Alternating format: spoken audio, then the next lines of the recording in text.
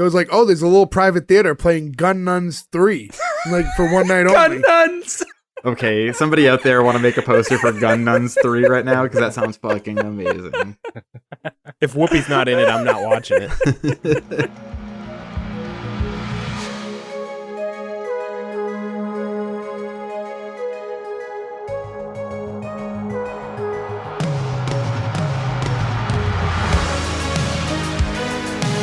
Welcome back, everybody, to S1E1, the show where each week we pick a different sitcom, watch just the first televised episode, and forgetting anything we might know about the future run of that show, rate it and decide if that's a show we want to greenlight or cancel.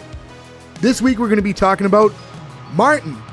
Martin went 132 episodes over 5 seasons on Fox. Today we're talking about episode 1, Beauty and the Beast, originally airing August 27th, 1992. So to get things started, I'm Jay Gags. With me, as always, the boys, Gordo, Nick, Joe, and Ferg. What's going on, guys? Grab my ears. That call from Eisenhower. Hello. How's everyone doing this week? Living Damn the dream. Ginas. Not very good. I saw Boys in the Hood. I didn't know. Gordo, welcome back. Oh, thank you. You guys Uh, wearing pants today? Yes. Are you I've asking been for- living in gym shorts for the past 3 days. I'm wearing pajamas right now. I only wear shorts to sleep. Is there a punchline? Because he's already grinning. But I'm in, like, gym because I shorts shit 'cause I'm mine. Because I shit mine. Ha, ha, ha, ha. You guys didn't do the voice last week. We did the voice last week. I recall doing it.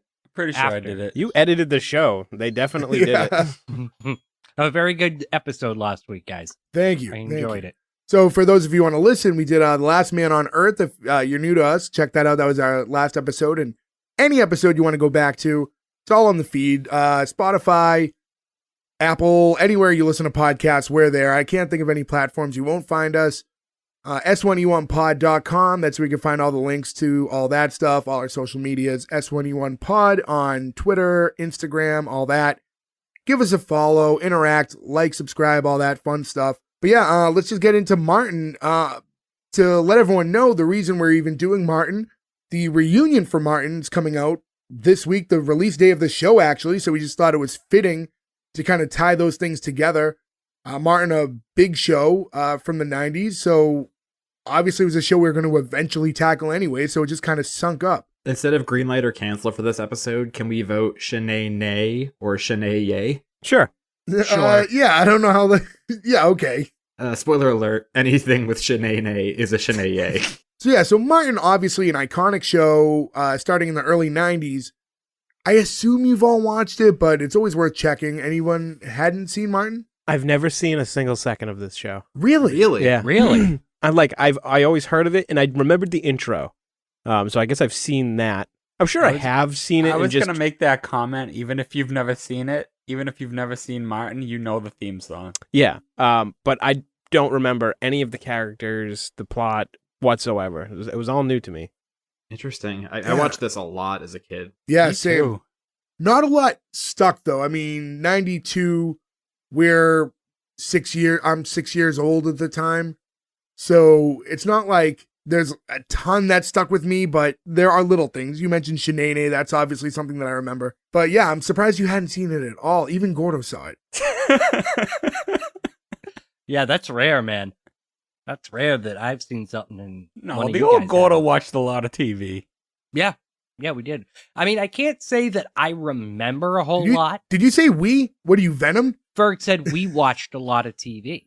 We'll have to check the I said tapes back. I Gordo, could have but in said, all yeah. fairness, Gordo was most of the time at my house, and I Correct. always All had right. TV on. So. Thought he went into Venom mode. No, Ferg and I have definitely watched a lot of Martin when we were younger. So the show opens up with Martin in the radio station where he works. Martin Lawrence in the show plays Martin Payne, but in the opening segment, he's like doing a monologue in the radio station with like just kind of a spotlight on him. I thought this was very strange. Essentially, he's talking about it's a little thing about he's with a girl for 4 years. He bought her a hat, scarf, t-shirt, sweater. They broke up, but he let her keep the sweater. Can't put a price tag on love, but the sweater really put him back. Is that like from his stand-up? Because I assume he was a stand-up comedian. He was prior a to stand-up. He was, yeah. That was the thing. Look at Seinfeld and even Mulaney, which we covered. Yeah, but Seinfeld was doing it on a stage in a comedy club. This looks like a one-man show at like an off-Broadway theater room. You know what I mean? It's really weird. It's more of a monologue. There is a punchline, but it's not a big joke. And it doesn't tie into the episode at all. No, it just kind of ends. And Right, he if the says- whole episode was about Gina and a sweater, you'd be like, oh, okay, I get what they were setting us up for here. Yeah, like it was a little teaser or something. But gave It me is- vibes of Hanging with Mr. Cooper, how they had the whole intro at the beginning. In the pilot, that one was Yeah. different. Yeah, It's so just that whole 90s show thing. When it was a new show, they had to have the weird like opening. Hey, you Yeah, know this and- guy, like And this It is in al- front of a studio audience because you hear real people laughing. So he was doing this for people. I mean, I didn't particularly find this very funny. I think Martin Lawrence is really funny, but this, I didn't understand the tone of it. it was very out of place. And it was weird because it ended with the "we'll be right back." And it was like a little bit of a fourth wall break there. It just didn't really fit the show. And we're only rating the pilot episode anyways. So it kind of doesn't matter if it happens in the future. But I don't remember if it was past episode 1, if this was a continued thing that would happen in future episodes. I don't have a was strong enough not. memory.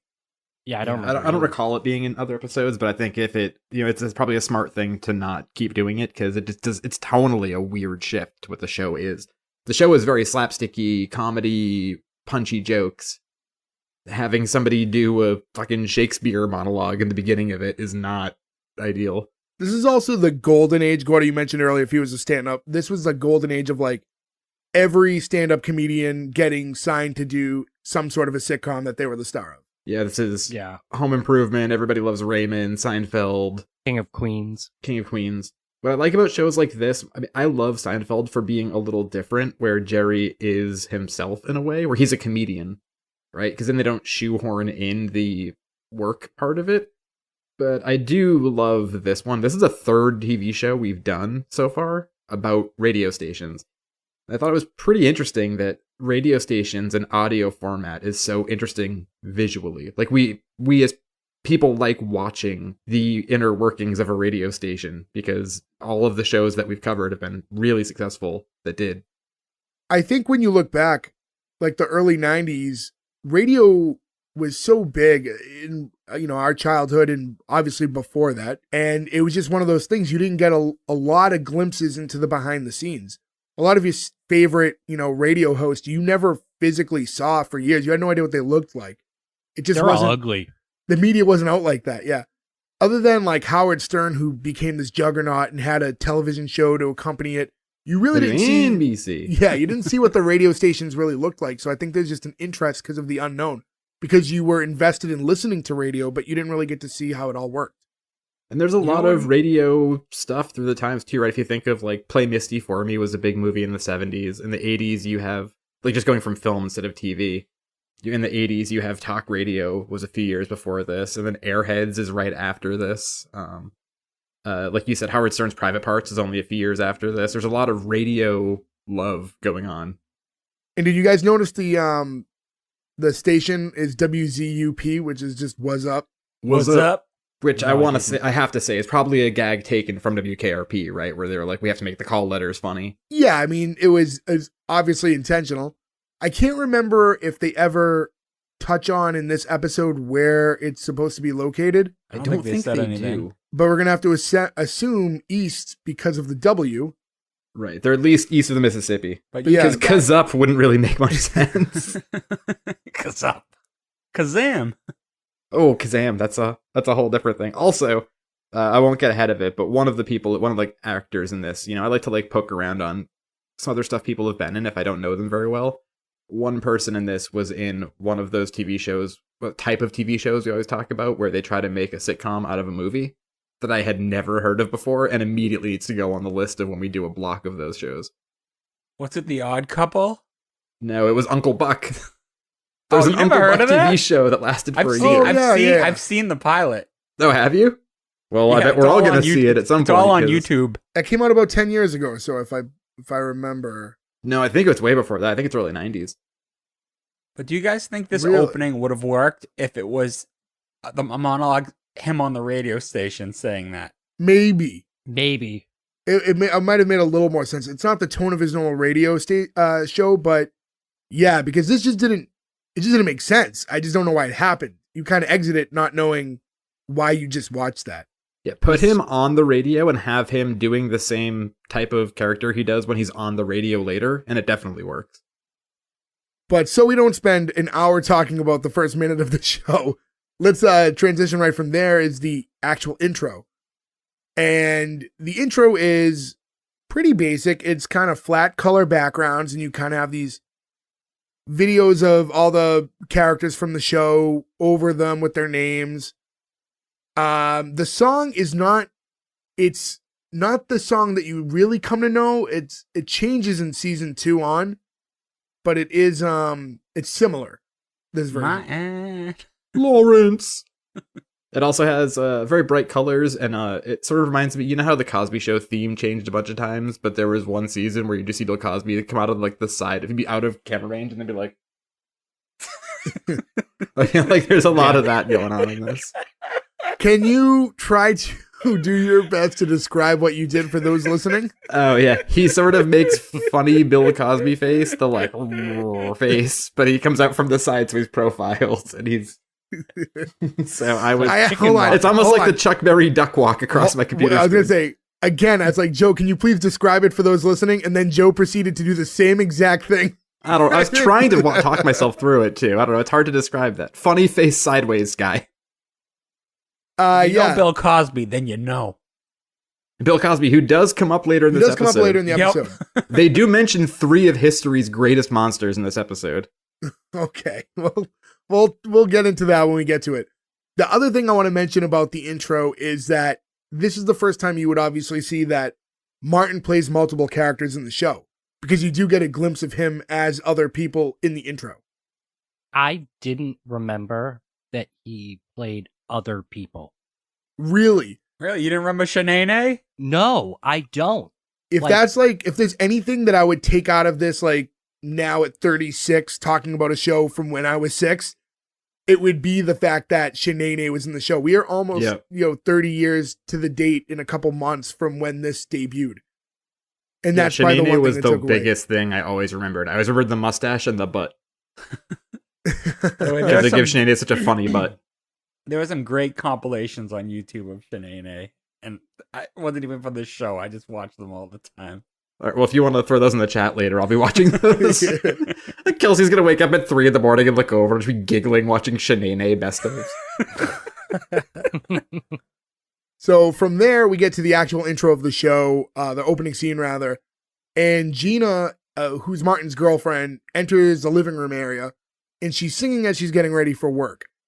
And right off the bat, I'm like, this is clearly just to showcase the fact that Tisha Campbell, the actress who plays her, can sing very well.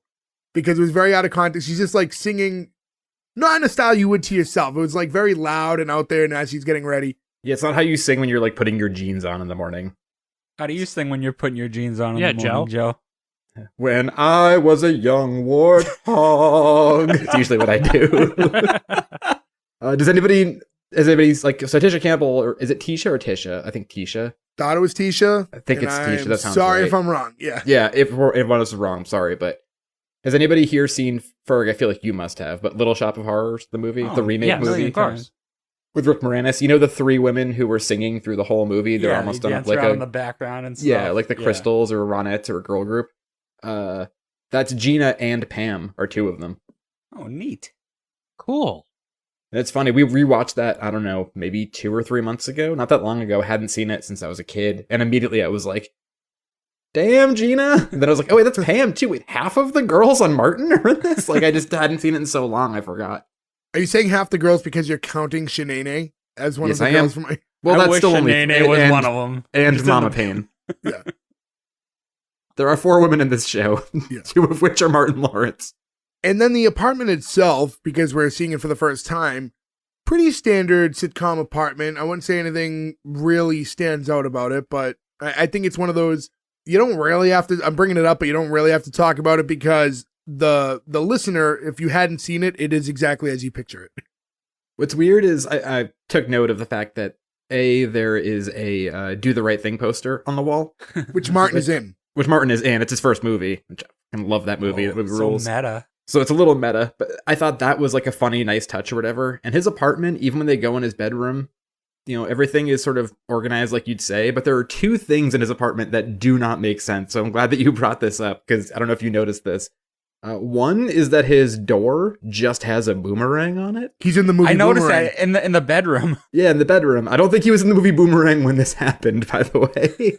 So he just decorated, like some set designer was like, poster here, all this cool stuff, blah, blah, blah. Fucking boomerang on the door. It's like, okay. And then if you Boomerang. noticed, did you see his That's my TV in his boomerang. bedroom? Boomerang came out in 1992. Well, fuck me then. Okay, that makes sense now. All right, well, the TV still doesn't make sense because his bedroom is set up like a hospital room or a bar. Because Yeah, the he's TV got like, did throw me off a little he's bit. got a There's that, CRT yeah. TV mounted to the wall on one of those like big flat things. Because he's in radio. That's fancy. You didn't do that back in the day. Maybe No, Jack that Cuba from work. Gooding Jr. was in radio. Okay, that took me a second. I was like, Gordo, he has a really weird TV because he's in radio. Wait, what? So after we have Gina singing, Martin then enters, shortly behind, and he's in a bathrobe also singing. Not as good, obviously. And she kind One of might argue better. no. I don't think anybody would I make don't that think I don't think argument. one would. So she basically kind of calls him out on that and says that he's not that good. He restarts singing and kind of does like everybody. Not like that at all, actually. But he does like a lot of vocal runs with it, and then How do you do it, Jay? transitions. I can't do it right. He just oversins it. He does a lot of like vocal Oh, okay. runs So while he's saying you can't everybody. do the impression of it? Let's see No, it. I 'cause sang. I can't sing. All right, fine. Then do Bobcat Goldthwait. I did Yeah, sing, I was but I going to did say, it please not do your right. Bobcat Goldthwait then. Moving along Jay, there's only one way you can stop this, right? by perfecting an accent or vocal thing that I can't currently do No, over you can months just, of time on my just own. try it and maybe Just it'll do it stop shitty Gordo. once. How many shitty voices has everybody done on this show before? I've A done lot. some myself, but I think that maybe if I give it enough time, I can do that one. I don't think I really can, but anyways, to talk about Martin, I'm a talking bunny. Like Joe was a couple weeks ago. I'm a vegetarian. That's my favorite line from Police Academy 2. if you guys would like to go back to our Unhappily Ever After episode, some of this will make more sense to you as well. It won't. But yeah, It still For the won't. record, 3 out of 5 of us have done the impression now. That is You're true. up, big guy. Nick, Anyways, how's your impression going? I'm a talking bunny. Perfect. Absolutely perfect. Nailed it. Now, Jay, odd man out. We're 80% here. yeah, maybe next Yeah. week. Next week, Oh. guys. Stick around next week. It's the nip all over again. So he says everybody, and then as he continues to sing, restarts by saying everybody was kung fu fighting. And as he sings that, starts kind of attacking her playfully, like with karate, and chasing her around the couch. She says he's going to wrinkle her clothes, so he does that dubbed kung fu movie voice impersonation that everyone did or does still to this day, and tells her to take them off. Not to bring up Police Academy again, but that gave me strong Police Academy vibes too. I'm with you there. Punky. So I would say at this point, we're only a couple minutes into the episode, and they already are establishing that these two have really good chemistry. And are very musical. Well, she is. They're quite He's the singing too, whimsical though. You don't have couple. to be good to be musical. But he's not good at karate. Shit at karate. And, not to go ahead, but as we see the entire cast, everyone really blended really well. I would say throughout the whole episode, it felt like they were all familiar with each other, but a lot of them did have, like you had mentioned with Pam and Gina, the two actresses that play them had worked together in the past. So maybe they did kind of target a lot of actors that knew each other, worked with each other, because they did all feel very much like a unit early on in this first episode. Suck my unit. It's probably damn it, Kodo. It's probably like they bring in these celebrity like comedians and they're like, all right, I'll sign the contract, bring my friends in. It's one of those type of things. Well, yeah, all these guys Yeah. try to usually get at least a couple of their buddies into these projects. Are they all friends? So it's like the chemistry is built in already. I don't know if they're all friends. There's some stuff where if you read up on it, actually Martin and Gina kind of had a falling out later on. We won't get too much into that. Yeah. It looks like they're doing a reunion now. Same thing with Martin and Cole, weren't really getting along in the last season. But who knows? Maybe they all started off close, but fame and time together can cause all types of stuff. Time heals all wounds. 30 years later, as we see. Sadly, Tommy won't be in the reunion. Tommy is Yes, R.I.P. he passed away super young. Yeah. It's very sad actually. Thomas Ford, he died. He had a ruptured abdominal aneurysm. Died in 2016. Yeah. God, that's terrible. So even it is nice. Again, the Martin, if you're listening to this day it's released, the Martin reunion episode came out today. And if you're listening to it later, it's already out. But they do in the previews for it, they do shout out to Tommy and say that it's dedicated to him. This reunion is in the same vein as like the Fresh Prince one, I imagine. It looks kind of like the Friends one. They recreated the set and they're doing a little bit. It's obviously not out yet as we're recording. Yeah, but it gave me a little bit of the vibe of the Friends one, but probably a mixture of both. Fresh Prince kind of recreated the set a little bit too, didn't they? They were in the house. Yeah, they did the house, but I mean, what else was there on that show? There was like that cafe, but that was only when they were in college. It was pretty much over the house. The pool house later on. Yeah. So she then tries to get him to stop playing and says some of them have real jobs and need to go, and kind of insinuating that his radio job isn't a real job. Which we know is bullshit because of WKRP in Cincinnati. We know what they make in the radio. Yeah, this is pre-internet when radio still ruled supreme, Look at us. You mean to tell me this isn't a real job? Yeah, this is why none of us have actual jobs that we do. Yeah, no. Oh, this is what we do full time. And he does comedy. He says he does a lot of research for the show, which I can attest it. There is a lot of behind the scenes work into doing any type of audio project like this. Right. He's talk radio. He's not like a DJ who plays records. He's full talk radio. So he's talking all the time. Yeah, he needs to be prepared. She does mention though that in yesterday's episode, in argument to how much research he does, he was talking about how Red Fox was still alive. Red Fox had died in October 91. So about a year after, is when this episode came out. So not super long. It's not like he died 20 years ago. He could have missed one celebrity, I guess, when things like that happen. Do you think it's hard when somebody like Red Fox, who made his entire career faking dying, do you think he was like worried that nobody would believe him? Like he'd be like eating dinner and be like, "I'm coming to see you." And they'd be like, "Yeah, good one, Red." And he's like, "No, fuck, I'm really going this time." They just finish dinner and he never gets. Yeah. Well, Martin does joke that he did fake his death. That's his belief because Red Fox owes so much in taxes. So that was the only way to get out of it. So anyway, Martin then questions why she's always dogging his show and says she says he's just being sensitive, like when he cried when they watched Beauty and the Beast. Immediately I thought, Ferg. Beauty and the Beast never got me. Yeah. Ferg, can you name a couple Disney movies that have made you cry? Oh, a Goofy movie gets me every time Goofy's sad. Hi, Dad Soup. Up gets me in the first 2 minutes. Well, Up is unnecessarily depressing in the Yeah, beginning. that movie is specifically made. What about but, the if you're end? going classic Disney, The end of Toy Story 3. Oh, they're all holding hands. any Toy Story movie has a good cry scene in it. Jay and Ferg, what about Never Been Kissed? Joe, no, that'd be Jay and Joe. Yeah. Oh, yeah. Yeah, if you're asking if we both cried at the end of Never Been Kissed and Jay's mom fucking Just remember relentlessly made fun of us for it. Just sitting in Jay's living room, I look over, and the I two wouldn't of you say are crying and never been but- kissed. I'm Teared sorry, up. What is sad and never been kissed? She doesn't come out to the mound, and she's out there on the waiting to be baseball kissed, field, and she's and not going to be kissed. The It's very clock runs sad. down to 0 and he didn't come out. So she got stood up or felt that she just got stood up. Oh my god. We were 18 at the time. I feel like there must have been something going on. Yeah, testosterone levels were all over the place at the time. You know what? He shouldn't have come out. She lied to him. Is there, other than Ferg who cries at everything, is there any movie or TV show that typically gets you guys? I will cry like a baby at the end of Stand By Me every time. That one is like a guarantee. I'm not trying to flex here or anything, but I typically don't get got by those things, with one exception. The Green Mile. I still to this day That's a big I can't watch the end of that movie. So I was going to bring it up. Shut it off. But that's really the only one. I'm usually pretty good. When we were in high school, in American film, we watched The Green Mile, and that was the first time I ever saw the movie. So I don't want to spoil too much about it if you haven't seen it, but you should have by now. But there's a scene where Michael Clarke Duncan's character is essentially on death row, and you kind of have like a last wish or whatever it would be. And he says like, never saw me a Flickr show.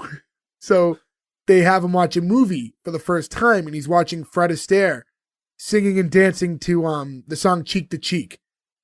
And he's watching it so wide-eyed and excited to see a movie for the first time. And I'm in class quivering. And I'm like, I'm about to start sobbing in the middle of school. And I'm like, hold it in, hold it in. And the bell rang to end class right at that point, and I booked it out of the fucking door before it got me. You ran to the bathroom. I was I didn't end up crying, but I was so close, like I was fighting it for dear life. I thought I was going to go. You know what I didn't even think about too? The end of that movie, coupled with the fact that Michael Clarke Duncan is actually dead now, would kill me. Doesn't help it. Yeah. Recently I had one where I literally was inconsolable crying to the point where Kelsey was like, what the fuck is wrong with you? This is sad, but like, I like couldn't handle it. Was the end of the new James Bond movie, which is the fucking funniest thing to say ever. But I was fucking like red-faced crying, couldn't stop it from crying, couldn't hide it from crying. It was that bad, you know, where like you can't not show that you are. There's nothing sad in that movie. The end of the new James Bond movie? Oh my god, he gets blown up. Spoiler alert. It is a spoiler. That's a big spoiler. Fuck? That's literally why would you do this? Why do It's you not always sad. fucking do this? It was like big news. No, And the it movie's wasn't, old by because now. none of us had heard of it. I would say three of us did not know about To it. the internet. Asshole. Well, now that you know, it's incredibly sad. It's not in the least bit sad. It's like an actiony thing. For somebody who cries at a Goofy movie to not feel the emotion at the end of the James Bond movie is so weird to me. You could say he was shaken, not stirred. Hey, you got one. You finally got one. There you go. That was good. Nobody could even try to no-sell that one. Perfect. Yeah, I like that James Bond, and Joe admittedly a big James Bond fan. It gets him when he blows up in a movie, and Ferg, who saw. We got to put a spoiler alert now, because that movie's not that old. we and it it's is an old. old It's root. been out for like 2 years. Anyways, The one with Batista? No, that's Yeah. the one before it. Oh, So- yeah. Oh. so Ferg, who cries when a cartoon dog is eating soup with letters in it. No, I Gets up cry for- when Max yells at him and he gets really sad eyes. They drew those eyes so sad. I'm sorry, Goofy's one of like the nicest characters in all of Disney, and they're having his son be mean to him and kill his wife. And fuck you, Disney. So to anyone listening to us for the first time, we're not this weird all the time, right? And now the last time. Yeah. Yeah. Thanks for trying. See you Thanks. later. Thanks for giving it a shot. Anyways, to go back, Martin, I thought, kind of had a good point by saying, like, you know, I get good ratings and I'm getting paid, like, you should be a little more supportive. Why is she kind of like dogging his job so much? I would think that he gets paid kind of good, too. I mean, that's technically entertainment. Like, that's not, and like you said, it's the height of radio. So he's not making, like, chump change like maybe radio people are now. Well, I imagine when Garrett Morris comes in later on, who's the station manager, he kind of makes it seem like it's a pretty They're on a little bit of a budget. conscience enterprise. So maybe he's not getting paid a ton of money, but he's doing it because he wants to be on the radio, so he's taking a pay cut to do his passion. Also right? might go to the fact that, I mean, radio hosts only work typically 4 hours a day. So maybe she's just like, you know, she's doing Well, her you're on air 4 40-hour hours, week. but again, prep time and everything else. I would say for her, maybe it's because she has a more stressful job. Yeah, I think So that's she it. you know, she has to go through so much in a day, and she looks at his job as fun, so she kind of discredits it. I thought it was bitchy, but I don't think she meant it. I think it was just harmless ribbing, like, you know, they back and forth kind of thing. So then she has to go to work, and he's trying to get like a kiss from her before she leaves. But she said only if he does one thing for her, he has to attend a party her work's throwing. And he wants nothing to do with this. He doesn't want to hang out with those dry zombies, as he put it. And you guys touched on it earlier. He said he always gets trapped in the corner with some guy named Bob going, listen, Martin, I just saw Boys in the Hood, all right? I didn't know, Martin. I didn't know. This killed me. Also, Boys in the Hood is a good cry movie the first time you see it. The end of that movie is pretty fucking sad. You know what ruined that movie for me was Be Kind Rewind. What's happening to our hood? Oh, yeah. It's so funny, but like that movie is so serious. Also, another, not to fucking be weird, but another movie that I use a quote from all the time. That Boys in the Hood or Be Kind Rewind? Boys in the Hood. Okay. When Ice Cube yells at the end, he's like, get that baby out of here. Don't need to be seeing this. I don't know why, but anytime I hear a crying baby, I yell at that. Boys in the Hood rules. What a good movie. And every time you hear a baby crying and then the parent of said baby hears you yelling that at them, they go, who the fuck are you? Yeah, they get punched in the Hannafords. So she says his friends aren't any better, like Cole. And then they kind of joke about him not having thumbs. And he says he doesn't need them. He can only count to 8 anyways.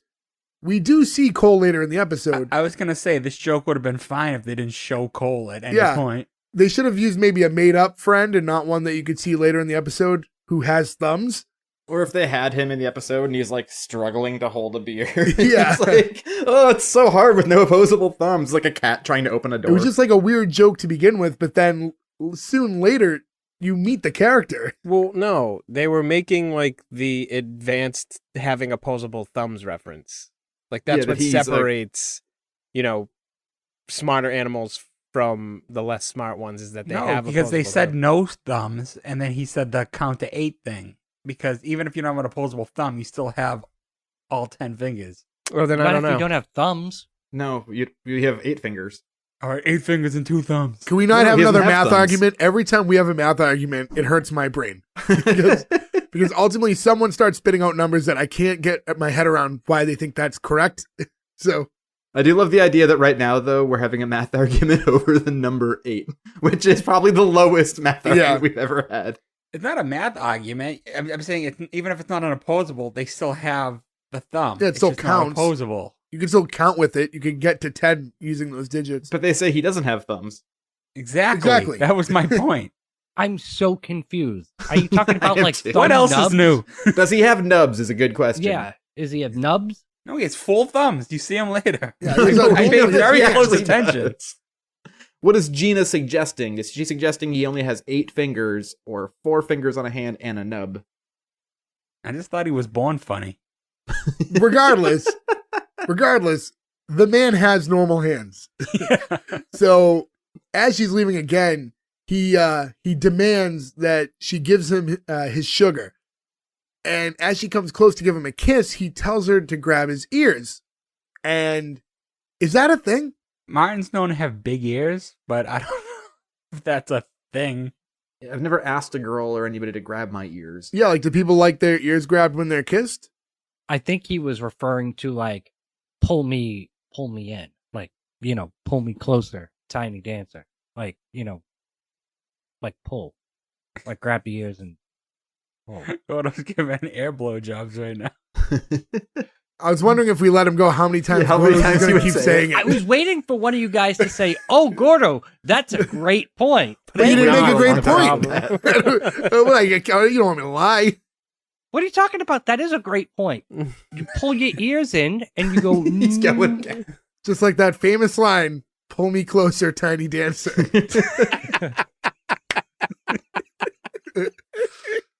That Maybe was she has an words. ear fetish. I don't know. Ah, man. Do you think that's the line? Yeah. It's not. Hold me. Now pull me closer, Tony Danza. So they do eventually kiss, and you hear her knocking at the door. They get worried because they both know that it's Mama. Gina is nervous because she doesn't want her to know that she stayed overnight. How old are they? They've got to be like 30. I know, Like, yeah. They're look older. definitely like 22. No, No. they're way older. And I than think that. it's They're more of a definitely like 30. reflection of can the way Google the way mom is, not how old they are. Yeah, his mom is like an old lady, the mom character. He's like 27 at this point. Martin. I'm trying to think of what show is it, because this has come up before where we said that the character reminded us both of Ernest when Ernest does his mom character and Larry Johnson's grandmama, but this is very much both Ernest's mom and grandmama. Oh, when else did we say that?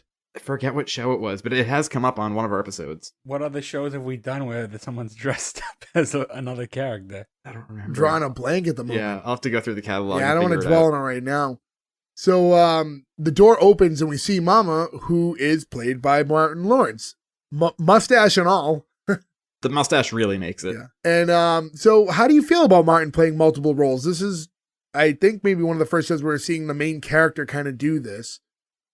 I think if somebody is funny enough and talented enough to pull it off, then I'm all for it. Like, I don't know, I guess it sort of reminded me, because it's probably the closest thing at the time, would have been Coming to America. Yeah. Where Eddie Murphy and Arsenio Hall are playing just a number of different characters in the movie, and it's always, like, because they're both funny, it's funny. So I think it works. I think it would be less successful if the person just couldn't pull it off or just dropped and wasn't funny. How much do you think a show like this played into, like, Mike Myers doing all those movies like that? That's a good point. Yeah, I feel like this and like Coming to America and all that I stuff would had assume to. Coming to America had more an effect on it because that's going to be the Eddie first Murphy big and one. stuff. Yeah. But now when you see Martin playing multiple characters like that, does that almost take you out of the episode a little bit? I think it would have if they didn't do such a good job shooting it. Like, they did a really good non-obvious job of, making them. I mean, obviously, like, they have stand-ins and they're shooting at specific angles, but then they even do like the split screen, like they're in the same shot together. Yeah, like the split camera trick worked really well. That off, yeah, especially for the time, I thought it was really well done because I was worried about that when I started looking up the show. I was like, oh, that's right, I forgot he played all of these other characters and stuff. I bet it's gonna look like shit, but it didn't. It looked okay. For like 92, as long as you have a good editor and a good director, you can pull it off well. They do a lot of the shots where when they are both in the shot together, when it's not the split camera thing. It's a lot of behind the head. So you see, the back of one or the other while the other one's talking. Without, I bet that's really, really tough. Like, that's a long day of shooting, I bet. Like, just to get like a regular scene that would probably take a few hours or whatever. This probably took like a whole day because you're constantly swapping in and out. You're reading the same lines from both perspectives and stuff. Costume changes. Yeah. Oh, they probably just filmed all from one side and then filmed all from the other and then edited them together. Yeah, batch them. But still, that makes a scene that you would have shot. No, I know it's extra work, but it's Double not like the he didn't do one line, then change to the other line, then change. you have It's terribly inefficient. It's like drawing a cartoon in real time. You have like someone like Gina too, who's interacting with both characters, and there are shots of her solo with either one of them at any given time, so they have to shoot around that too. Also, how would you describe how Mama looks? Ernest's mother character and grandmama. This place needs drapes. She's an older woman with a gray wig. Very much looks to be. She's comically older, right? She doesn't look like she's old enough, or she looks way too much old. She looks like his grandmother more than his mother. Unlike when Martin Lawrence dons a blondish wig and becomes Big Mama. Forgot about that. Oh, it's Big Mama's house. That's my mama. That's my Big Mama's house. But I think what worked about it is, as silly as it was, they played it seriously, and it wasn't like overly campy. Well, they react to her seriously, but the character of Mama, just like with Sheneneh later, very extreme, very comedic. What I mean was, it was believable how someone would speak to their older mother in the 90s. Yes. I do love there's one scene during this where they cut to Martin, and he's just giving his mom like a very like adoring look. That just made me laugh so hard. Like played off of the insanity. of when the she says when she says he looks like her daddy. Yeah. So Gina tells her that, I was just stopping by on my way to work. And she's like, oh, Mama knows you a good girl. You a good, clean girl. And Gina goes to leave. And then before she even leaves, she tries to give Martin a quick kiss goodbye. And he doesn't even want to kiss her in front of his mother. He kind of does that karate stuff to her real quick again to stop her from kissing. And when she exits the door, you have Mama telling her, oh, come back whenever, we love having you. And the door shuts and immediately she rolls her eyes and she's like, I don't trust her. was a Now, good has anybody physical here ever confidence. had somebody in their family refer to your significant other as good, clean girl? No. That seems like a weird thing to say, right? It's a very weird thing to say. Yeah. I think it was a lot of sarcasm because she knew she stayed over. So she's really emphasizing all this to kind of dig into their guilt for what had happened the night before. Clean was never like a descriptor. Yeah, good, clean, Right. fun. Yeah. Like, I mean, well, like maybe back in the day, like For sharp. a person, yeah, I know. What Yeah, it that's what I means, mean. yeah. Like, like back when we were growing up, like your parents would be like, "Oh, you're dressing sharp today." Like, clean wasn't like a thing, was it? In that time, and I'm not remembering it. I mean, I don't not remember that I anybody saying it to recall. me. And before Mama takes off, because her and Martin do talk for a few minutes after she leaves.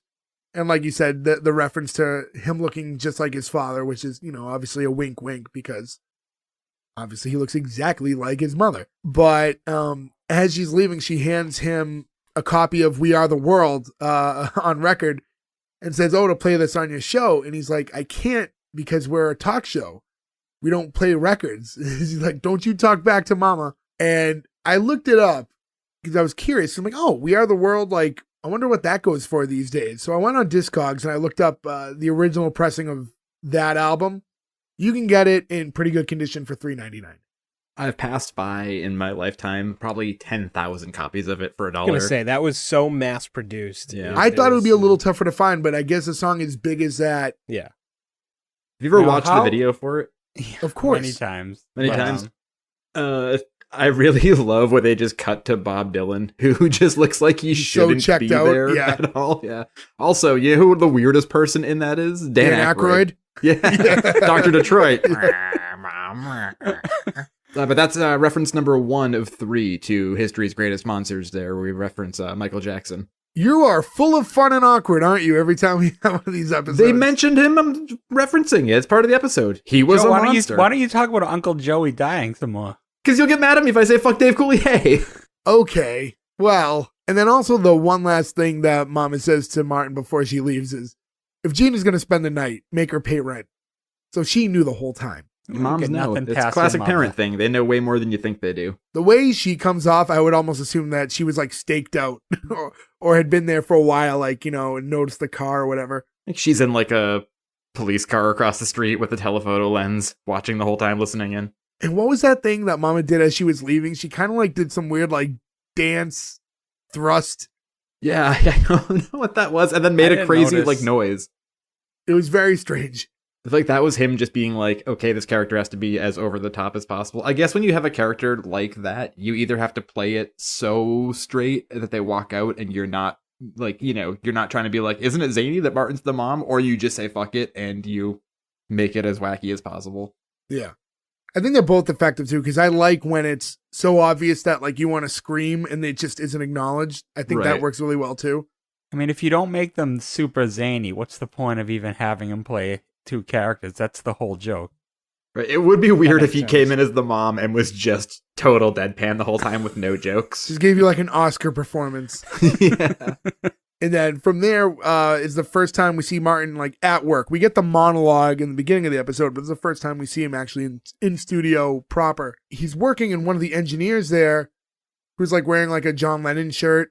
History's Greatest Monster Part 2. Oh, stop it. Jesus, fucking Captain Bummer. I'm sorry, but I said there was 3 in here. I'm just noting it. I'm a John The other Lennon one's fan Bill personally. Cosby. Now we can skip it when we get to it. Yeah. Obviously, the other one's Bill Cosby, who we already mentioned. This guy. John Lennon was a monster. Oh, yeah. Moving on to Martin. Yeah. Anyways, We can talk later, Gordo. Okay. so he was talking about how there's radio signals and how they travel through space, and how right now aliens are getting 35-year-old signals. So when they come, if they say take me to your leader, they're going to be thinking it's Eisenhower. Makes sense. That's the plot of the movie Pixels. The The Adam Sandler movie? Yeah. That's Oh, the I didn't exact see it. plot. That's why they're all old video games, because they have old transmissions. Interesting. So yeah, I mean this guy is a little bit of a space shot. The actor, privately this was already said, so do you all know who played the engineer? I just know if Coach had put him in, they would have won state. Uncle Rico. I thought it was going to be a great reveal in episode, but someone got a little excited about an hour before we You recorded. can't say anything without agitating you, so I'll just never speak in the chat or on the show again. We are not. We shouldn't talk about the episodes before we talk about the episodes, Yes, sir. I'm sorry, Daddy. because moments like this aren't as fun when You we made already it talk not about fun. Nobody had to know that I said something in a chat that nobody else is in. Were you going to pretend to be excited? Yes. Well, we don't lie to our listeners. This feels like a real mom and dad are fighting moment. We lie to everybody all the time. You guys tell everybody that I'm not funny, and I'm clearly very funny. You are hilarious. You're right. The proof is in the pooping. Well, Gord, I'll give you this. You're about as funny as Napoleon Dynamite, so I like Napoleon Whoa. Dynamite. Hey, that movie's awful. What? No, you're it's awful. not. That movie is terrible. No, What a you're backdoor terrible. insult to Gordo. Oh, don't make Damn. sad face. I'm sorry, bud.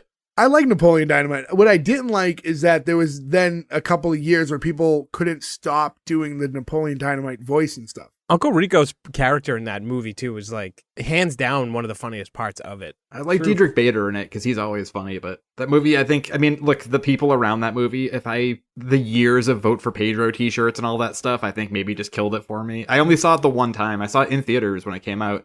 Then I was like, this was okay, and then it became such a Joe, I fucking think thing. we saw it couldn't handle together. Did we go to the Galleria Mall to see that? That's when I saw it. Oh, Maybe. it was with some people. I saw it at Showcase Cinemas in Revere. R.I.P. R.I.P. I think I saw it on VHS at somebody's house. I don't think I saw it. I couldn't tell you the last movie I saw in a theater. Spider-Man. No Way Home. Midsummer was the last one I saw. I haven't been to a movie in a long time. Oh, that's Jackass 4. So moving along. I haven't gone to a movie Yeah. since COVID started. Is it weird now in theaters? Is it okay? good. It's exactly the it's the same. same. Fine, yeah. You sit in a chair, you eat popcorn. Oh, I I'm saw the Pokemon. Oh, I saw It's weird Detective because- Pikachu. Joe, I mean, like, before the pandemic, when you went to movies, were you like kissing the people sitting next to you and like licking them? Like, you half the movies you go to are half empty anyways. You can go to a movie and be far from people. It's usually not a thing. I guess that's fair, yeah. Let's be honest. The kind of movies you go to aren't full packed theaters anyway. You don't watch the Avengers movies. You don't go to blockbusters. Your only chance is Fast and the Furious. I was going to say, though, but Fast and Furious and James Bond are usually full. Joe's like, oh, there's a little private theater playing Gun Nuns 3, like for one night only. Gun nuns! Okay, somebody out there want to make a poster for Gun Nuns 3 right now? Because that sounds fucking amazing. If Whoopi's not in it, I'm not watching it. All right, Gun nun child. So, anyways, Martin's boss Stan comes in. He's telling the guy not to bother Martin. He's about to go on the air, but then he starts bothering himself about the phone bill. And he's showing him the bill, and he's asking about this one call to New York. Martin tells him that it was for an interview he's doing with Bill Cosby. We mentioned earlier that he comes up. And Stan tells him Cosby is as rich as King Tut. He could have called you. And the new policy from now on is only collect calls for interviews moving forward. Terrible person number 4, King Tut. I mean, we're at a point in time now, we're so far away from those people that I feel like you'd have to at least guess. And the button on this scene, too, is Uncle Rico going, collect call from Eisenhower. He somehow also looks older 30 years ago than he does now. he does. It's crazy. He doesn't have the Uncle Rico wig. Takes years off. Yeah, he looks so young as Uncle Rico. So in this scenario, if we were getting radio waves from 35 years ago, we'd be hearing Reagan. Yeah, he was president when we were born. Yeah. So from there, we cut to Gina at work. Gina grabs the phone to call someone who works there and asks if she had finished the marketing report yet. The girl on the phone says she is Xeroxing a copy right now. At that point in time, Xerox was like the be-all, end-all for copy making, right? It was one of those Oh, yeah. things where like Xerox turned into the word Kleenex, you know what I mean? Right, You yeah. just said Yeah. Xeroxing. There's Yeah, a they call fucking all word sodas for that, Coke. too. There's like a word for, like, when you say Kleenex or you say Band-Aid. Yeah, I forget what it is. I forget what it is, but Xerox is definitely one of those. It was. I feel like it's faded through time a little bit. People kind of say copies a little bit more. So I was super distracted in this whole part by the world's ugliest carpet I've ever seen. I didn't notice it would have looked like. I honestly didn't notice It was yeah. it was like a teal, like it didn't fit the rest of the room. It wasn't even teal. It was just some other weird shade of blue. I mean, And it was like I couldn't take my eyes off it. Martin's apartment is pretty hideous too. Just like the whole. I thought it was scheme fine. just Some of the couches were random colors and stuff, but otherwise pretty standard. I said that earlier. You know what distracted me in this one was in this scene, we see that Pam, we'll talk about her in a second, shares an office with Gina. Behind Pam is like a shelf full of the most oddball items.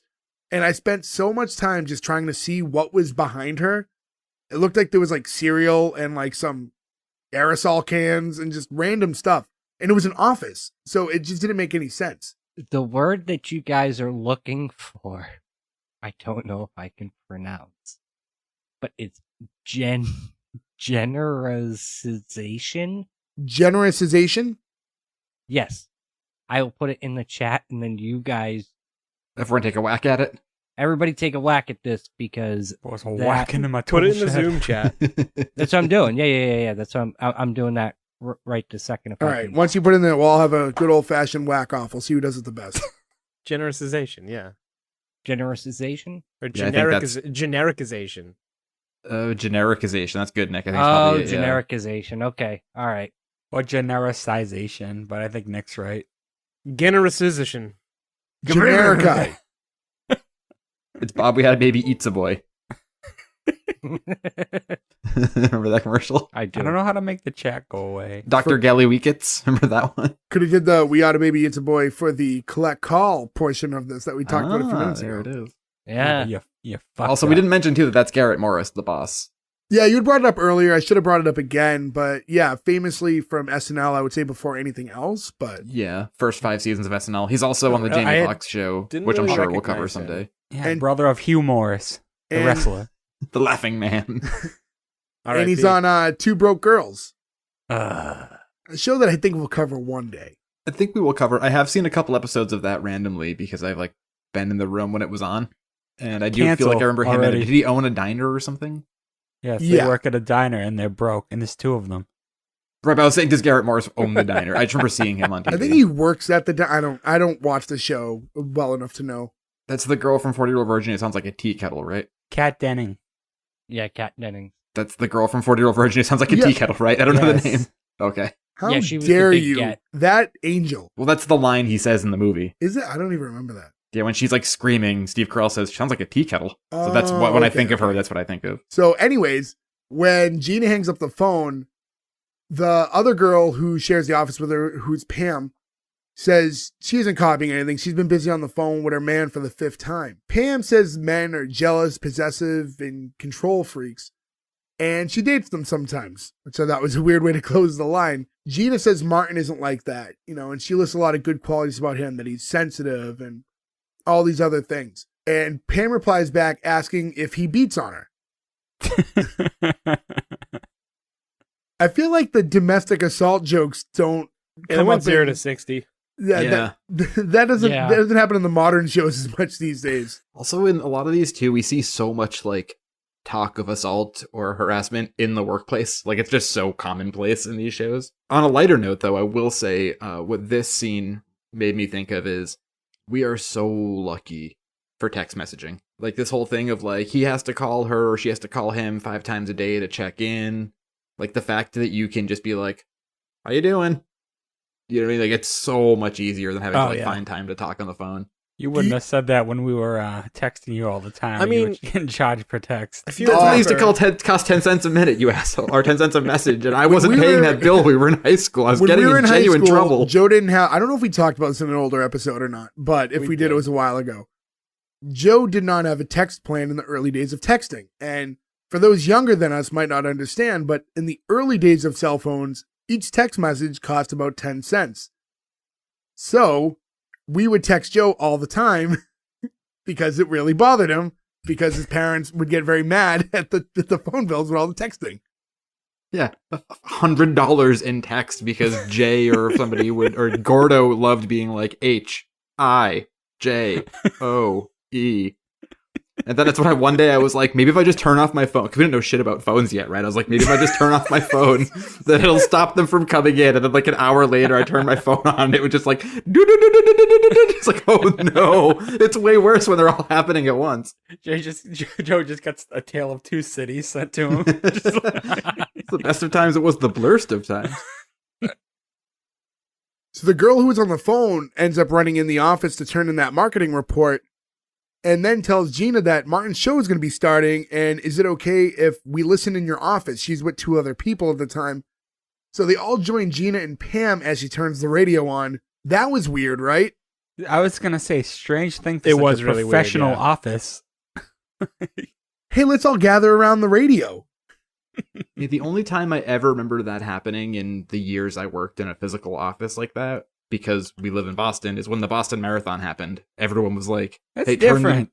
the bombing happened, not the But yeah, marathon not like just the regular not just like one, people yeah. are running down the street."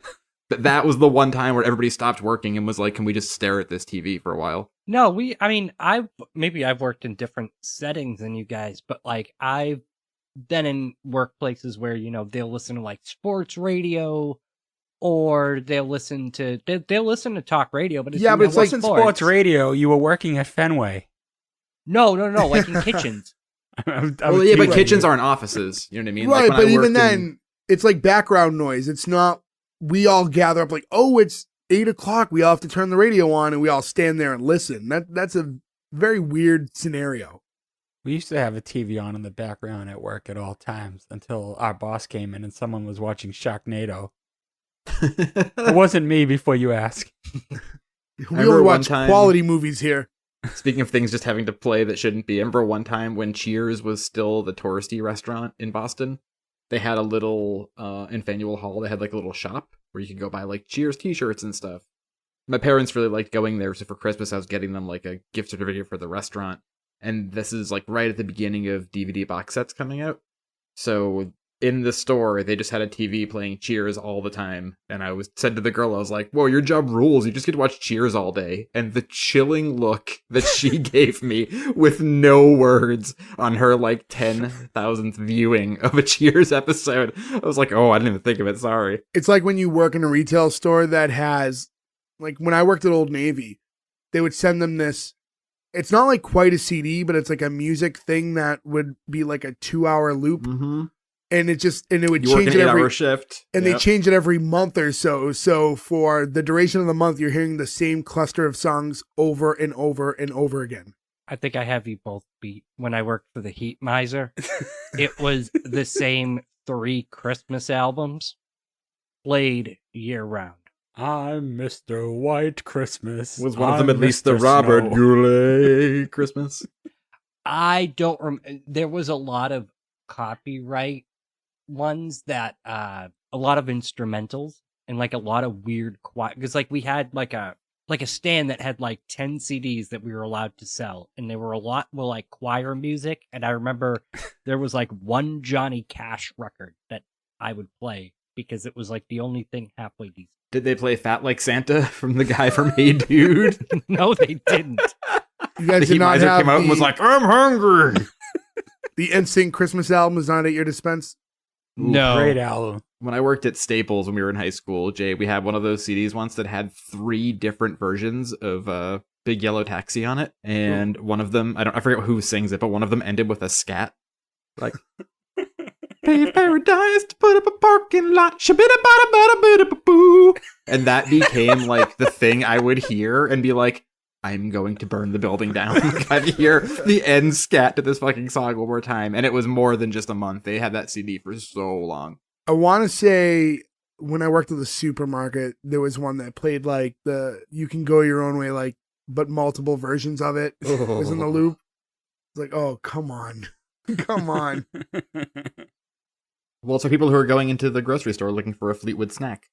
There was stuff like that. a Fleetwood snack. You're the worst.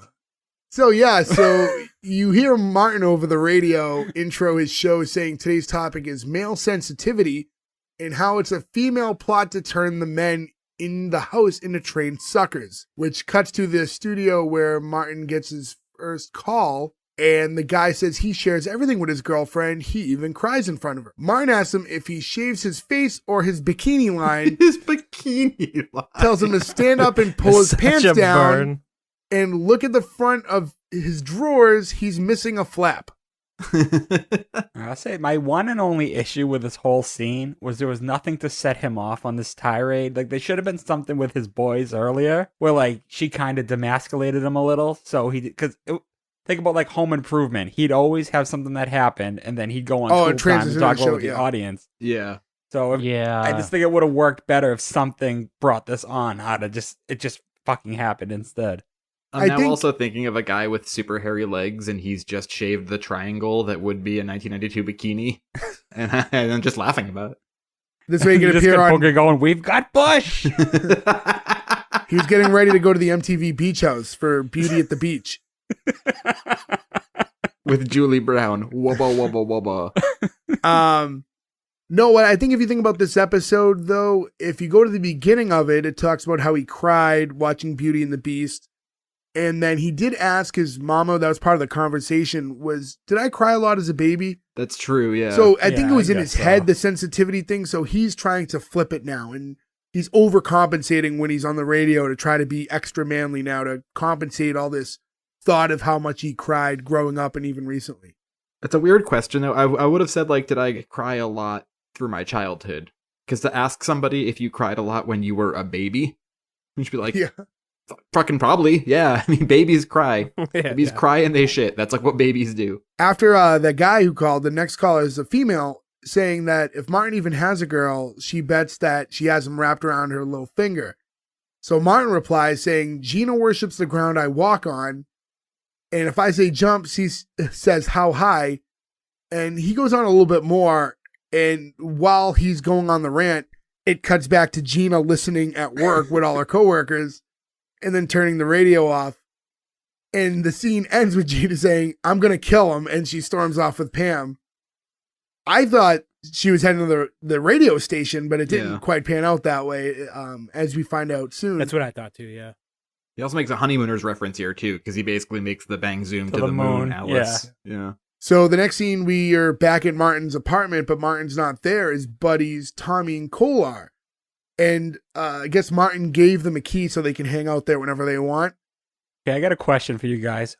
What the hell was Tommy drinking from? There's a It weird was like a little about it. glass apple juice container, I think. It was like perfectly round, like glass, and it almost looked like those like cannonball ones that they sell in liquor stores. Oh, yeah. I have another question, too, before we do this. That last scene, they show the radio station again, and you can see the hallway, and there's a gold record on the wall. What kind of gold record is given to a talk radio station? I think his show is talk Yeah, radio. it might not be all talk. Oh, okay. Well, that makes more sense. It's possible. We don't know. Right. But that makes me be able to make my brain move on from that, so I'm very happy with that answer. Because I spent the last day being like, is it like a comedy record? Is it spoken word? Is it speeches? Like, you see those like records that are like JFK speeches or whatever. To go back to the whole thing with now Cole and Tommy hanging out at the apartment, so Martin gives them a key so they can just kind of hang out there whenever. And my initial reaction was like, who does that? But as I thought about it, I was like, well, when I was in my 20s, I had an apartment and I just left the door unlocked for 3 years so people can go in and out whenever they wanted. So, And what happened? And what happened to you? Really nothing. You got your laptop stolen. That was at my old apartment before that. And that was by my landlord. So he could have got in anyways. Well, lesson not learned. I will say, though, I definitely had an apartment, too, where, like, people just came and went all the time. The door was never locked. It only was locked when people went to bed. Like, that's the only time you expected it was, like, nighttime. When you are younger and you have an apartment, and they're not super young, they're in their, like, mid to later 20s. But when you're, like, the one with the apartment and not everyone else does, it, by default, becomes everyone's hangout because they don't want to be at home. So people are just there all the time. But also, when we were that age, I feel like, your laptop aside, I know, like, the apartment that I had at that point, if somebody was to go into my bedroom, like, there wasn't much of value to steal. You know what I mean? Like, when you're 20 years old. No, but you usually have, like, instruments and stuff, right? Like, you probably had a guitar in there and stuff. Yeah, I probably had a guitar or two and some stuff like that, but not a ton. It was probably just, like, whatever records I had and some books and My Golden Girls DVDs. Ah! I would have been very sad. That was pre-streaming. That was when you needed those. My Gun Nun box set. They took 1 and 3. They only left me 2. That's the worst one. I need Gun Nun in my life now. So also, while they're there, Cole's reading through a magazine, and it was called Sports Actions, which I guess was like a play on Sports Illustrated, because it looked like it was their version of the swimsuit edition. Copyright-free swimsuit edition joke. Yeah. And he's commenting on this girl's feet. It says that the girl has onions, bunions, and corns. You could make a salad. And I was so disgusted by that.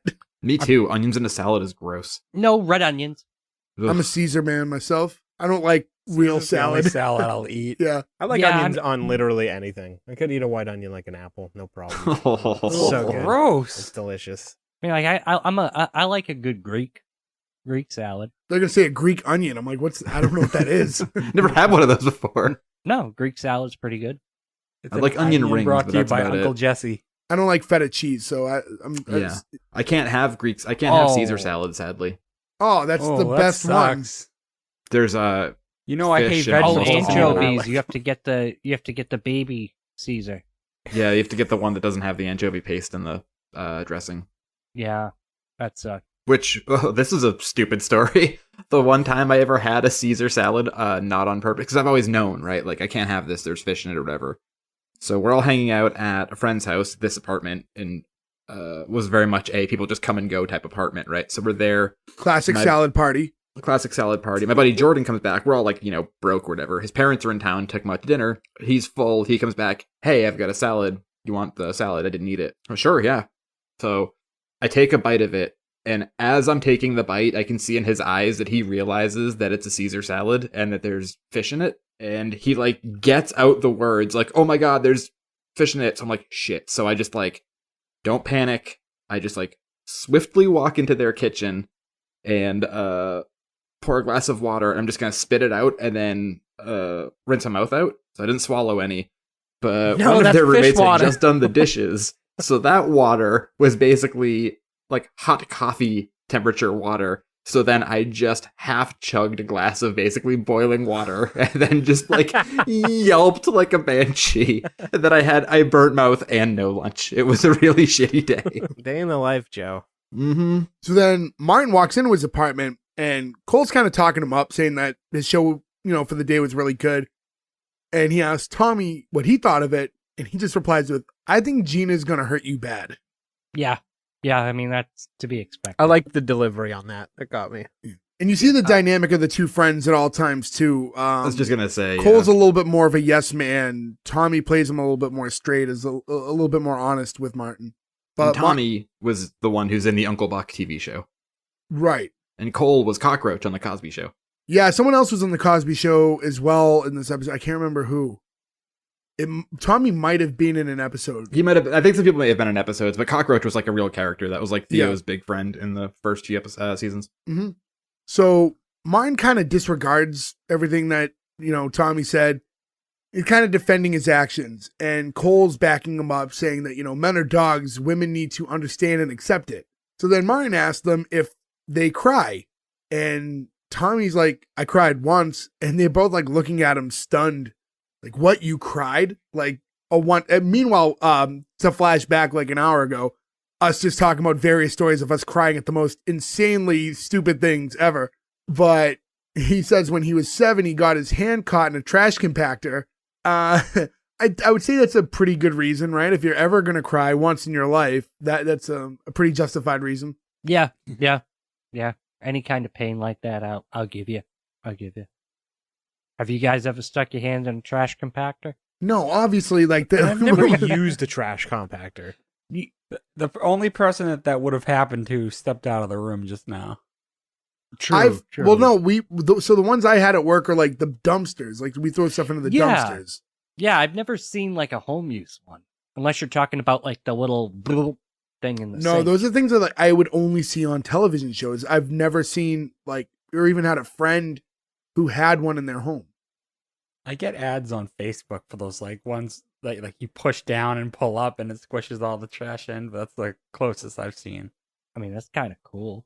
It is cool. I've almost bought it, but then it's like $400, and I'm like, I'm not spending you know, if $400 they want to on come a and fucking trash sponsor can. us, they should come and sponsor us so we can try it.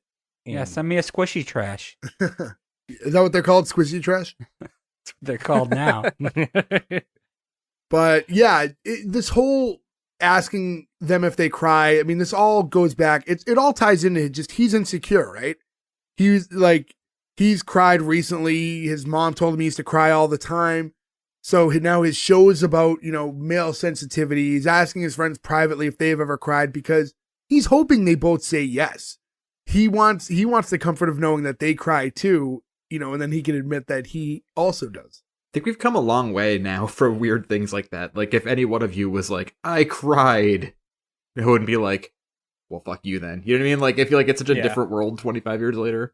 And you know what? I think it's one of those things that when you look at Martin's character, and because you know the truth in the fact that he did cry watching Beauty and the Beast, that he did cry a lot as a kid, it makes his character more forgivable, because if you go by the stuff he's saying on the radio and when he's with his friends, it would make him kind of unlikable. So you kind of have to know that there's an extra layer to the character and that he is sensitive in real life. Otherwise, you'd be like, this dickhead, like, why would you be invested in him, especially as the main character?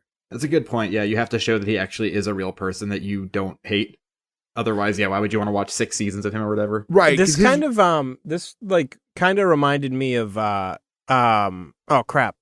Dave. Remember when he sent out the tweet in that first episode we covered? Just got head. Got head. Just got head, he's yeah. like, and he has to have the same exact conversation. He's like, that's not me. Like, I have to be a different person.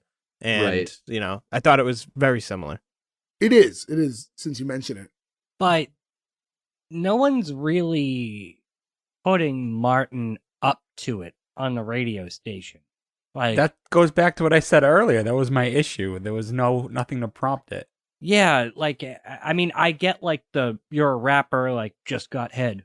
I get that. Like, it kind of makes sense a little bit. They could have put this scene before the radio part, and then it would have made sense. Yep, if they switched it, I could see that working really good. Yeah, I think that's an editing change that would have worked better. Well, it depends. You'd have to splice it up, because from here is when you see Gina and Pam, who are finally like on their way to confront Martin about the radio show.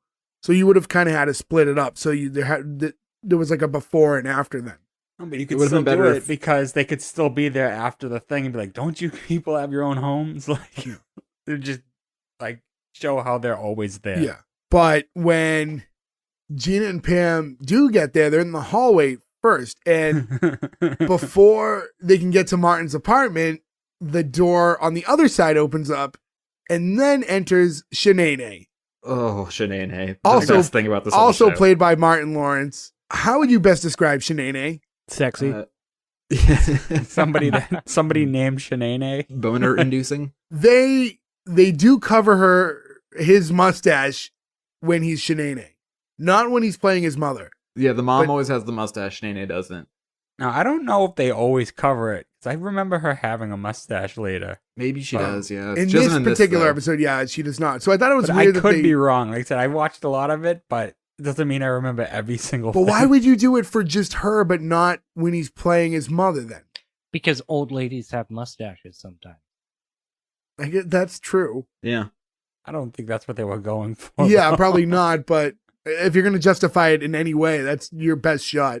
I think mean- they probably in this episode kept the mustache to make the joke of when he says, or she says, you look just like your father, funnier. Maybe. Yeah. Because she's exactly just him, right? Like, that's probably just for that. And then they figured after the pilot, well, this is what we did, so we might as well just keep going with it.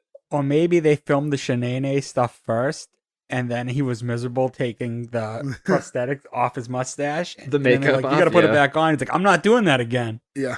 Ripping And anything then- off of your hair is painful, so I can totally see that. So this whole scene, I feel like I can't do it any justice. I cannot no, you have to properly. watch it. It's like you really do need to watch. Go on YouTube, or whatever. Just Google Martin playing Sheneneh. We can cover the scene, but again, I just can't do justice to the character. it is one of those things that 30 years later you remember about the show. Like I said, if there was one thing you said, hey, what do you remember about Martin? This character is the first thing that comes to mind. I would say it's this, and then the phrase "Damn Gina," Yes. or like 1A and 1B.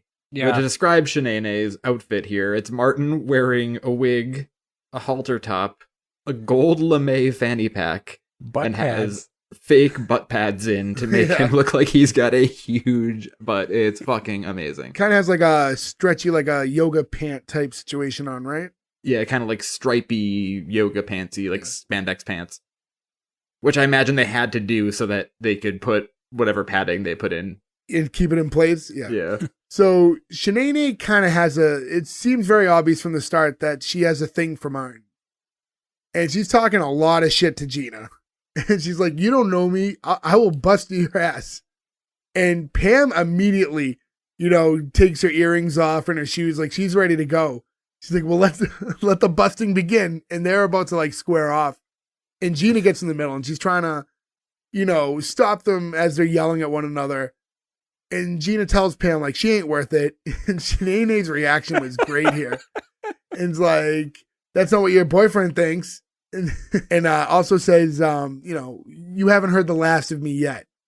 And again, like, I hate that I can't describe Sheneneh better because I'm really like, this is something you have to see. I can't do it properly. I mean, if you don't know Sheneneh, it's worth pausing this podcast for 1 minute and just pulling it up. It's, Like I said, all over YouTube. Yeah, agreed. You have to pause it and pause us, watch Sheneneh, and then what we just said makes sense. Yeah, don't leave. Come back. Yeah, please, come back, please. Finish the episode. Better yet, finish our episode, watch the rest of our catalog, and then go on YouTube and search Sheneneh. Yeah, then go back, listen to the other 60 plus episodes.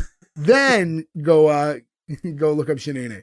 I really hope in the Martin reunion tonight that there is some Sheneneh. There has to be. Oh, right? there has There's no to way be. in hell there's no Sheneneh. They have to, yeah.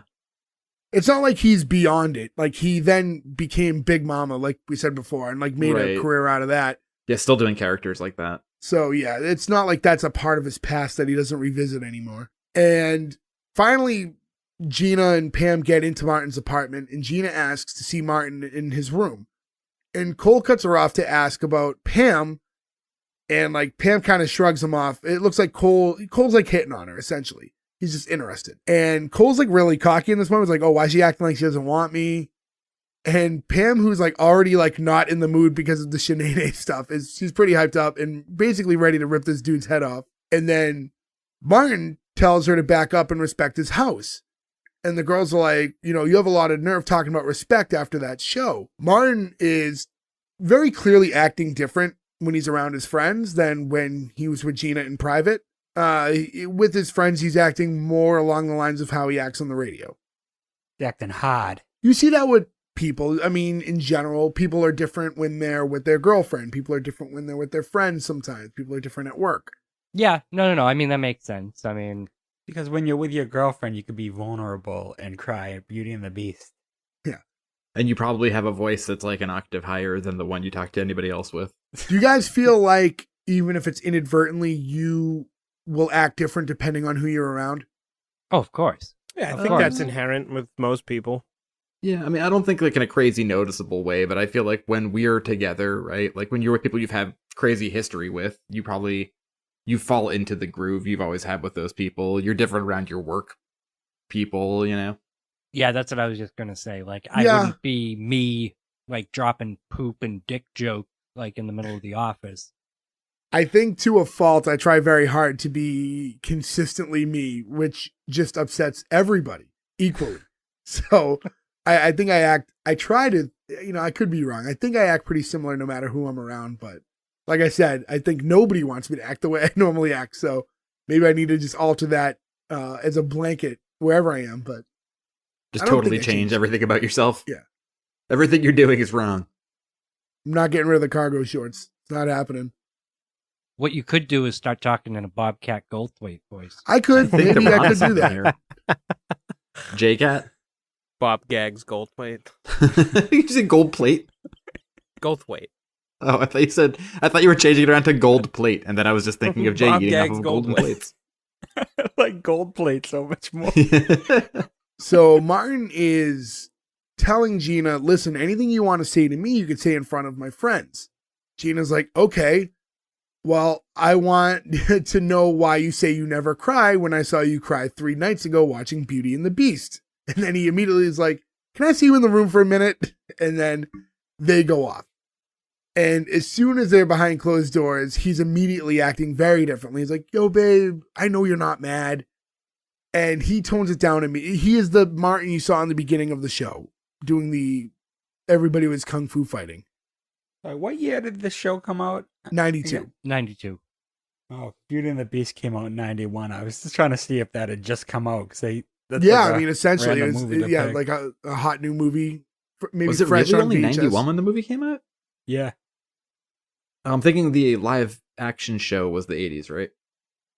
What live action show? Of Beauty and the Beast? Yeah. No, that was the 90s. Bro, that was like the 2000s. No, there was a live action. that was Beauty and late the 90s. Beast It wasn't I have 80s. no idea what any of you are talking about. So No. Only thing I remember is going to see the play at the North Shore Music Theater. For Yeah. a field I trip. remember that, yeah. Such a winter field trip.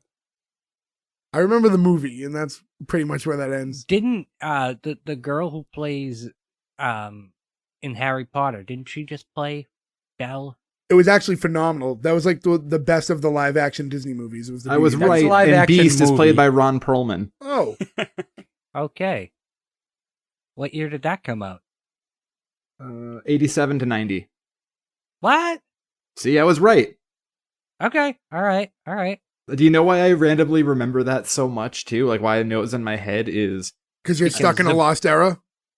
Do you know why else that's stuck in my head? Yeah. Because you see You the look like a scrotum big of cat. the beast. I had, for years, I still have it, but I have a copy of the first time they ever played Pee-wee's Big Adventure on TV. It was like a big deal to tape it so we could watch it again. Right? They played on like CBS or whatever. But it has all the commercials for it Oh, from 1988 or whatever. And they play a bunch of commercials for that. It was also the year that they changed the Massachusetts license plate to say the Spirit of America. And there's a lot of commercials about that. What was it Good. before? Don't remember. dunks. The fucking Celtics, kid. No, but there's another live action show too from later on. I think it was just called Beast. I never watched that one. You didn't watch it and cry to it? No. Told Would you Beauty and tell the Beast us? never got me. I didn't like the Beast. So she tells him, how dare you embarrass me like that on the radio today? And he says, you know, none of that's real. That's just how I act on the show. So she tells him, okay, well, go tell your friends what's real then. And he tries to quiet her down because he doesn't want them to know what's real either. And she tells him it's over, you know, if you're going to continue acting this way. So now Martin's like, okay, well, now I'm mad. It's like, this is childish. I'm a man. I don't know why you're even still here. Step. And he's just like, he's getting very, very aggressive with her. He's pointing to the door. He's telling her to leave. He's not even looking. He's like sitting on the bed. So she's about to go. And the second she touches the doorknob, he gets up and just starts like, he's crying. Yeah, they played a giant game of chicken and she won. Yes. Yeah. This is a great Martin signature thing. That like high pitched voice and like fake crying thing and it's never not funny. And it's like things that like I can't do justice because my voice can't do that. Yeah, he has a high register where he can pull this off. But it's so funny. And he's like, you won, damn. And he agrees, you know, to never disrespect her on the radio again. And they both sit next to each other on the bed and they're getting a little closer. And then again says, grab my ears. And again, weird to me. I don't know. I've just never heard that before. So whatever. I mean, I'm not here to kink shame anybody. If he's got ear play things, that's good for him. It could be. It could, yeah, maybe it's just his kink. The only thing I find wrong in this entire scene is that fucking TV that I Yeah. can't stop staring at. I thought that she forgave him a little fast. He went from like ready to break up to, all right, I'll sit on the bed. You're cute. Like, Well, I mean, It was we don't know how instant. long they were together, but was what happened like breakup worthy? well, the Not longer you're really. together, the longer you can draw out these angry fights. That's true. It's true, but also the longer that you have them too, right? Where like this could be so formulaic that they have these kind of fights, they blow up for a little bit and then they make up and that's sort of their routine. Like that could be a thing too. Yeah, that's possible. And they do start kissing a little bit. After a minute or so, they get ready to head back out to where everyone else is at in the living room. But just as they're like going to walk out the door, Martin kind of stops and realizes that he has to face his friends. So now he asks Gina to pretend that he won. And he's like, it's a man thing, Gina. It's most certainly not a man thing. So to go back to one of our old tropes, it's like 90s. And I just feel like the role of the man and or how they were perceived, at least in that time, was very different. Not saying that it was completely accurate or right, but I want to say at least in television for sure, that was like the role of the man was to be the dominant keeper. I was going to say, yeah, you brought it up earlier, Ferg, but this is very much Tim Allen Home Improvement, right? Like, I can't be henpecked. I can't look like I gave in. Even though at home it's one way, in front of my friends it has to be another, which I don't think that trope really exists anymore. Oh, it most certainly doesn't exist anymore. But yeah, no, you're right. That's how it was portrayed back then. And but bullshit, it don't exist anymore. I don't I think just it can't think of does. any shows where it's like a big thing. I'm not saying in reality. I'm saying in TV. not as much. Not I don't like think as very much on much like TV. that. Yeah. there's not as many shows that are Does it say really. it doesn't exist at all anymore? I can't think of anything off the top of my head where it's kind of formed that Less way. prevalent. Is that better? I think less prevalent. Yeah, way less less prevalent. I'll I mean, I'm give you sure there less are prevalent. shows where that's Oh, still yeah. a character thing. But I wouldn't- I can't think of a new example. Yeah, off the top of my head, What about the other Tim Allen show? Last Man Last Standing. Man Standing. Yeah. And he kind of manly in that. Not really. I actually really like that show. It would be interesting to do. That show's all about how his daughters walk all over him, right? Yeah. Yeah. So it's essentially. actually the opposite. But to go back, Gina does agree to doing this and pretending that he won, but only if he goes to the office party that she tried to get him to go to at the top of the episode. So he does agree, and they head back out, and we see Pam with Cole, and she's got him in like this like arm bar type lock hold where his Yeah, I wrote arms stretched armbar out. too, and I was like, I'm sure this is a thing, and somebody's Like going to write Royce in and be like, Gracie. it's a Kimura or I something. know, that's the but- thing. It's not an arm bar, and I know it's not an arm bar, but some sort of arm you can't- lock. You can't describe it any better without knowing exactly what it is, and I don't know the actual term. I'm just thinking of Jericho now saying Yeah, me armbar, too. armbar from like Nitro back then. So Gina, tells her to head downstairs, says everything's good now. Martin's still kind of hamming it up for his friends now, kind of putting Gina, like, quote unquote, in her place in front of them. By the way, though, she sends her away so she doesn't see that she sided with him. So Yes, they're because she basically the said same. that. Yeah, she Yeah, did they're say that both before. playing the same game. That's a good point for that you don't see it, but you know when Gina leaves, she tells Pam she plays the same game Martin's playing. It was one of those things, though, when Martin started doing it, I know they had agreed, but I felt that he was pushing it too far. And It's a sitcom thing. I was Right. waiting for her to snap and be like, you know that's what? exactly Never what I thought mind, was going to but- happen. And I was surprised it didn't, because I thought the thing would be that he went too far with it. And she said, you know what, never mind. And did something and made him cry in front of his friends or something like that. But that's not how that went. And then she says she has to go, and he kind of chases behind her. And once they get closer to the door and a little out of the way of his friends, he whispers to her like, thank you, thank you, thank you. And, she grabs his mouth and tells him, pick me up in an hour. And when she leaves, he turns to his buddies on the couch, and Cole's basically like congratulating him for holding his ground. But Tommy's very quick to, again, be the opposite point and says, but back in the room, she hurt you bad, didn't she? His Yeah, he delivery saw is right perfect through on him. that too. Yes. I think they both saw through it, but, Cole, as you said, is a yes man. Yeah. But I And think they both also know the hypocrisy because they've both been in that same situation, right? Where they both have had to play that where you're tough in front of your friends, but they know exactly what it's like when you're behind the closed doors. right. And Martin closes the episode by just saying, only because I told her to. That Always was under it. the sex joke. 90s. Yeah, leave it on a high note. I mean, it works, right? Yeah, it was good. I mean, where else are you going to end that scene from that point? So you need a quick line to get out of it. But that's the conclusion of the episode. So as far as Martin goes, anything you guys want to touch on that we didn't get to talk about beforehand or about the show in general? I will say I'm glad they didn't bookend the episode with the monologue thing. I'm glad there's only one at the front because I really feel like it wouldn't have worked now that you've seen who these characters are and how kind of zany this show is. It would not have, the spotlight alone thing wouldn't have worked. So I'm glad that's not how they ended it. It didn't work And again, once, not to jump ahead, so- but I don't remember this in any other episode. I would have I'm- ended it with bookending they turn on the TV after him acting all hard and Beauty and the Beast is on, and he just starts crying. But it has to be the Gets TV in his exposed. bedroom on the wall, mounted like the bar. All three of them are in bed together. They could have, I would yeah, love that. Eating popcorn. There could have been a final shot of him in bed with her, like crying as you hear, like, you know, one of the like "Be Our Guest" or something in the background. Or, I mean, you could also pick something that's like, you know, even more out there for him to be crying to, right? You could something recognizable, like so you can tell that it's a thing that he does all the time, not just to Beauty and the Beast. It wasn't like an isolated incident. Yeah, I think that would have been Disney good. movie. Could have been like Lassie or something like that. You're like, or like next on TV, Old Yeller, and he just goes like, no, right? Like you could have done something like that.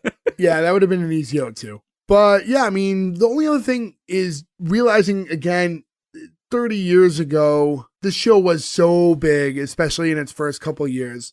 You know, it went 5 years, but it was also in an era where seasons were a lot longer. So most of those seasons were like 27 episodes. So nowadays, if a show goes 5 seasons, it means they only had maybe 50 episodes, where this one went 5 seasons and had 132. Yeah. New season right now. It used to be that to even get into syndication, you had to have like 100 episodes. So it was like a huge deal when a TV show hit that, because then I knew they'd have a second life later. So they would on, always throw reruns. like those big parties too for 100 episodes. Yeah, and now, like you said, like a show like It's Always Sunny or something. I mean, if you do 7 years of it at 10 episodes, you can still do syndication. I mean, it doesn't matter anymore anyway. Syndication exists so differently. But, you know, you're not even, if you're cranking out these small seasons. That was a whole season of Aqua Teen Hunger Force. They were trying to get into syndication. And, so they just had a bunch of like weird ones. No, it was just like, it was very meta. Shake went and talked to like the studio producer guys, and then they were like, well, your first like half was all 15-minute episodes, so it doesn't count. So then he just started putting out weird shit. Like, well, They're doomed to the show getting weird. Close the dick door. I would love to do that show. I think that could be like a fun bonus thing sometime. So yeah, I don't know if there's anything else you guys want to say. Otherwise, we can get right into the green light or cancel. I think I'm good. Already, big guy. Alrighty. Well, then I will go in the order I see you in. Gordo, starting with you. I'm gonna greenlight it. It was funny enough. I mean, I don't think that it's any surprise. Like it was popular back in the day, and it was popular for a reason. It's like everybody hit their stride on episode 1.